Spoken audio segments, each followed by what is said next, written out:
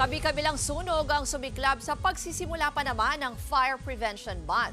Sa Quezon City, natupok ang residential area sa Barangay UP Campus kaninang umaga ang hinihinalang mitsa ng apoy na iwang sinaing.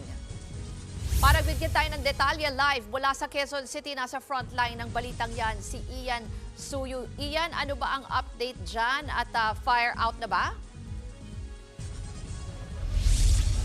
Ruth, sa ngayon nga patuloy pa rin ang isinasagawang pag-apula ng mga tauhan ng BFP Quezon City matapos sumiklab ang isang sunog dito sa Barangay UP Campus sa Quezon City. Pasado alas 9 ng umaga ng magulantang ang mga residente sa bigla ang sunog dito sa lugar. Nagsimula ang sunog dito sa may bahaging daan tubo at dire-diretso ng kumalat sa mga katabing bahagi ng lugar. Kanya-kanyang salba ng mga gamit ang mga residente. At ayon sa isang nakausap natin na residente, posible umanong may naiwang sinaing sa isang bahay na naging mitya ng sunog. Inabot ng halos 2 oras bago nagdeklara ng fire under control ganap na 11:21 ng umaga. Tinatayang hindi bababa sa 40 bahay ang natupok ng apoy.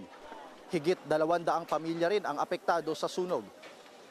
Karagdagan pa, Ruth, sa ngayon naman patuloy ang pagbibilang o monitoring ng BFP kung ilang mga pamilya ba talaga yung apektado at kung magkano yung kabuang halaga ng mga natupok na ari-arian dito sa lugar.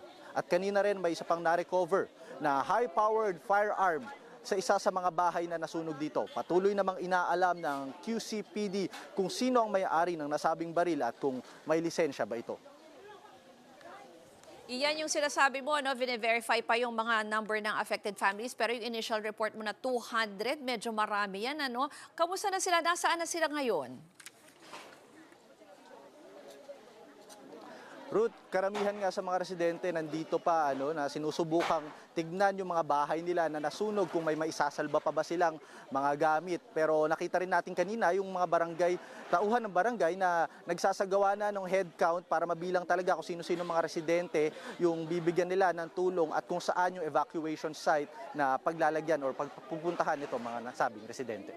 Yan muna ang latest mula dito sa Quezon City. Yan po ang Express Report ni Ian Suyu. Sunog din ang gumising sa mga residente sa Muntinlupa kaninang alas 5 ng madaling araw. Kita mula sa kalsada ang naglalagablab na apoy at makapal na usok na lumamon sa mga bahay sa sitio Masagana. Sa video na yan, kita ang lawak ng pinsala. Ayon sa Bureau of Fire Protection, naabusan ng tubig ang mga unang rumisponding bombero kaya tumagal ng mahigit 1.5 oras bago ito tuluyang naapula. Nasa 50 bahay ang natupok. 50 pamilya ang apektado habang isa ang nasawi.